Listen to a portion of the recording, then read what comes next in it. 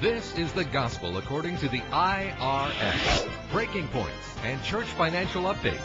And now, here's the authority, Dr. Michael Chitwood and Breaking Points. I'm Michael Chitwood. Welcome to Breaking Points. Hot Breaking Points. I'll tell you this, a lot has transpired from yesterday to the day. And you need to make sure that your house is in order. You know, one man told me, he said, you can go to bed totally legal and wake up totally illegal. The laws change so quick. And you know what? They do. Did you know last year there's 441 changes in the tax code? 441 changes. And do you know how many pages are in the Internal Revenue Code today? 17,000 pages. How in the world could a free bookkeeper or a volunteer board keep up with that? Hey, you know what a man told me one time? He said the only boards that he's ever read about in the Bible is when the ships were sinking. All of the members were clinging to boards. Now, I'm not against boards. Don't you take that the wrong way, because I'm with you right now. In fact, I feel close to you as far as I'm teaching you and talking about this. I love board members, but I can tell you this, board members, you better make sure that if you're going to serve on the board, when you vote for something, you better make sure that you're voting for the right thing. If you don't, you could wind yourself up in serious trouble real quick, and we don't want that. I want to talk to you today about the bylaws. Grab a pen and pad, and let's begin with hot tax tips on Breaking Points. Bylaws, what are they? Yesterday we covered the Articles of Incorporation and what must go into those. Organizing instruments would be referred to as the Articles of Incorporation. And the bylaws are often confused with the Articles of Incorporation. Well, ladies and gentlemen, your bylaws are not the same thing as the organizing instruments, such as the Articles of Incorporation. They have some of the same things in there. Like name in the articles would be the same name in the bylaws. Similar, but it goes much further. Actually, there's 13 key ingredients to that. I'm going to cover 6 of those today, and I'm going to cover 7 of those tomorrow. So let's get started if we can. The bylaws should contain, among them, what provisions? That would be your first examination question, if I had one for you today, and that is, what should the bylaws contain? What goes in the bylaws? You need to know that. Today I'm going to talk to you about the first one.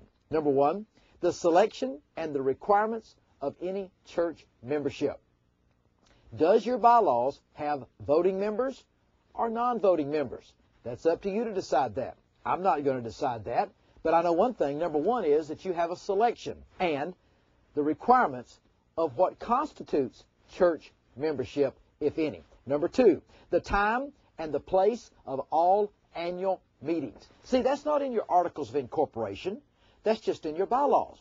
The time and the place of all of the annual meetings. You have to have an annual meeting. And there's things that go into the bylaws, into the meetings each year. You have to have an election of officers each year. Well, that tells you the time and the place of all annual meetings. Number 3, the rules for calling a special meeting.